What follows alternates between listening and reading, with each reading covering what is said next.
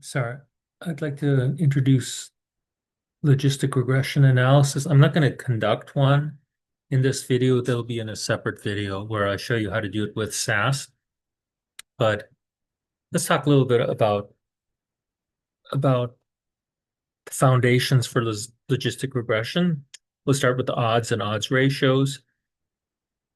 Odds refers to the ratio for the probability of successes to the probability of failures. So you can look at it as such.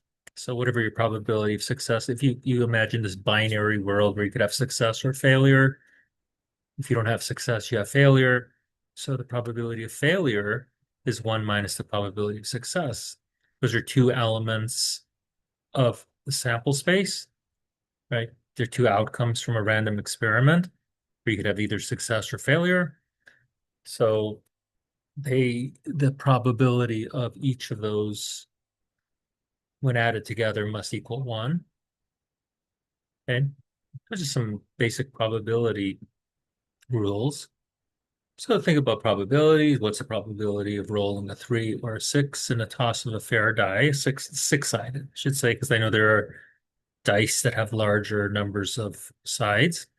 Since the two events are mutually exclusive, well, if we look at the probability of a 3 or a 6, we can use the addition rule here. Since there's no overlap, we just add together their probability. So it's the probability of x equals 3 plus the probability that x equals 6.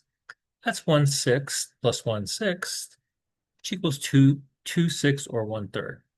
So what's the probability of failure? So that's not rolling a 3 or a 6.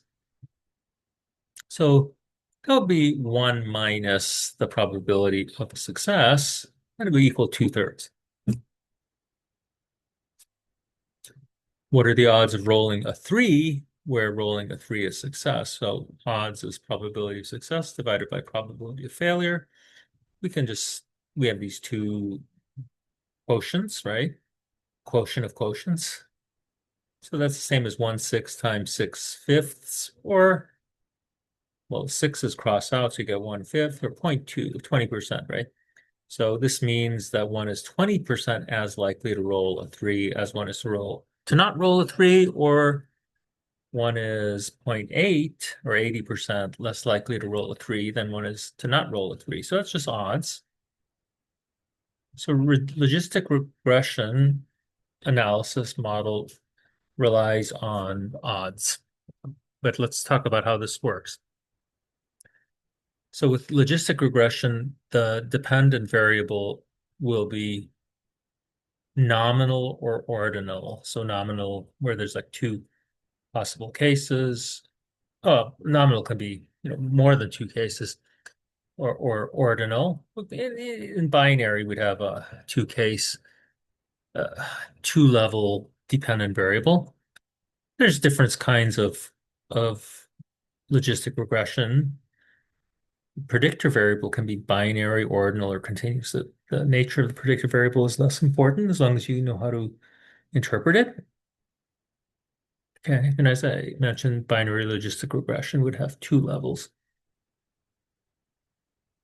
Well, one of the problems with logistic regression is that we cannot apply, well, with regression when your outcome is nom as say, let's look at binary in this case. And even when we have a nominal case where there's more than two levels, we treat them generally as a binary situation when we're running the analysis. We call multinomial logistic regression versus binomial logistic regression, right? So when we have a binary logistic regression, let's just look at that where, say, our outcome is 0 and 1. We cannot use simple regression to predict the outcome variable because it's possible that our outcome could be lower than 0 or greater than 1, even though our outcomes are restricted to 0 or 1. Okay, so that causes a problem. Simple regression can result, like I mentioned, in values above 1 or below 0, so that doesn't work. So we shouldn't use simple regression. So to account for that, we use what's known a logit transformation as the log odds, right? The log of the odds is the logic transformation. Can range from negative infinity to positive infinity. So we're in pretty good shape. So if we let y sub I, so this is the outcome for individual I equal to probability of success. So we'll call that pi of x, right? Probability of success. And we use this equation here where we're going to have this in our exponent here, we're going to have e, Euler's number, raised to basically, this looks like a regression, a linear regression model, right? And the denominator would be 1 plus this value. So E is Euler's number, as I mentioned. This equation here is the sigmoid function due to the shape of the line. It's called sigmoid function because it looks like an S, right? So this is the sigmoid function. In this case, I have sigma of z equals 1 over 1 plus e to the minus c. So this is basically what we have here, right? All right, so this is your sigmoid function, and we use that. What we really want to do is isolate this exponent here, right? Because we can work with that. So let's take a look at how we derive the logit. The logit. So we have the probability of failure. Again, is 1 minus the probability of success. So we have the probability of success already, right? We have that. This is the probability of success here. So 1 minus the probability of success. Well, 1 is the same as, you have the same values, right? For the numerator to denominator, we subtract from it the value here, probability of success. What we're left is the following equation: 1 over 1 plus this term here.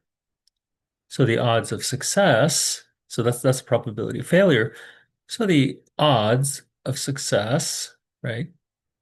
And that's the probability of success divided by the probability of failure would equal, well, after we do some canceling out, e to the beta 0 plus beta 1 x1 plus dot dot dot, going to as many terms as we have in our regression up to beta k sub x sub k, beta sub k times x sub k. So these betas are regression coefficients. The logit, we take the natural log of this term, we isolate, right? We isolate what we're looking for. So basically, we've returned here to a function to a equation that's similar to what we have when we just do simple regression, except or multiple regression, or simple or multiple regression, depending on how many predictors you have. But now we can do whatever we want because we're not concerned that the outcome is going to be less than 0 or greater than 1. Okay. Let's talk about another term that we need to discuss as we're moving forward with our study of regression in general, but in this case, logistic regression. One is dummy coding predictor variables. Some of our predictor variables that are categorical can have multiple levels and they don't make sense in terms of any natural ordering. So if we look at race, ethnicity, we may have a lot of different groups in race, ethnicity. Like here's an example. We have Asian Pacific Islander, Native American, Alaska Native, African American, Caucasian white. So it doesn't really make sense to treat this as a variable with these levels. What are we going to put 1, 2, 3, 4? And this kind of indicates that one of these is more important than the other, right? If you have this natural ordering, but that doesn't really make sense when we talk about race, ethnicity. An easier way to deal with this would be to create dummy variables, and dummy variables are binary variables that are coded 0 and 1, right? So when we have binary logistic regression, our outcome is binary. We label it as 0, 1. We have a dummy variable. In this case, though, if I want to use dummy variables, I generally take one value to be my comparison group, right? So it's usually the group that we compare all other groups to. We often do that in this country because of the larger population size. We compare different ethnic racial groups to Caucasian, white.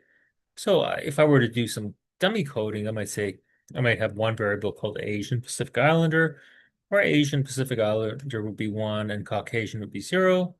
Or I could have, and then I could have one that's Native American, Alaska Native versus Caucasian white, so 1 and 0. Again, an African American versus Caucasian white.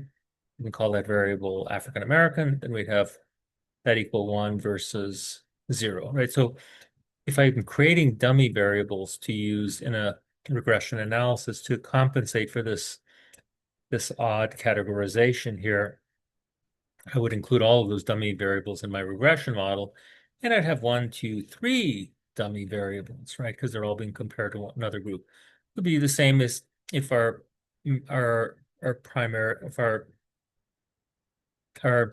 independent, we'll call this independent variable. If our predictor variable, is predominantly African American, I might want to say white is 1 versus African American, have a variable called Caucasian white, and I could have Native American versus African American, Asian Pacific Islander versus African American. So then again, we have 3 variables. Okay. So here's an example of how that looks. Yep. So we create these new variables. And one important thing is when we are running regression analysis, whether it's logistic or simple multiple regression, when we include a dummy variable in the model, all dummy variables must be in the model. Okay.